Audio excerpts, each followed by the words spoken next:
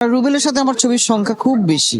মারলাম খুব জোরে একটা চর। মান্নার সাথে মানে আসলে স্মৃতির কথা বললে আমার আসলে বেশি হলো রুবেলের সাথে, এই কারণে রুবেলের সাথে আমার ছবির সংখ্যা খুব বেশি। এই জন্য আর রুবেল একটু দুষ্ট বেশি বেশি ছবি তার সাথে আমি করেছি, এই জন্য তার সাথে আমার দুষ্টামিটা জমতো ভালো সারাক্ষণই।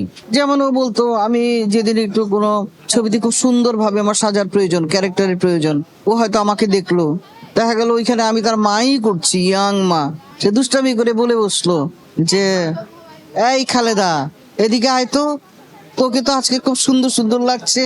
ও কিন্তু তোকে তোকে তো বলে ফেললো, কিন্তু এই খালেদা এদিকে আয়, আজকে তো তোকে খুব সুন্দর সুন্দর লাগছে, এদিকে আয়, মানে এইভাবে কথা বলতো সে। তো এইগুলি আমরা এনজয় করতাম, সবাই হাসতো।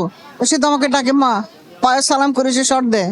এরকম ছোট ছোট খুনসুটি আমার আর রুবেলের মধ্যে লেগেই থাকতো। ও তো অ্যাকশন ফাইটার হিরো, তো বুঝেন তাদের শারীরিক শক্তি অবস্থা। অনেক সময় দেখা যায় বেশিরভাগ ছবিতে তাকে আমি, সে মাস্তান, সে বিপদগামী একটা ছেলে, তাকে আমি চর মারছি, এরকম হয় সিনেমায়। শুটিং করতে গিয়ে মাঝে মাঝে মনে করি যে ওকে আজকে আমি একটা সুযোগ পেলাম, এমন একটা চর মারবো যাতে ও ব্যথা পায়। মারলাম খুব জোরে একটা চর, ব্যথা কিন্তু আমি পেলাম, ও পায় নাই।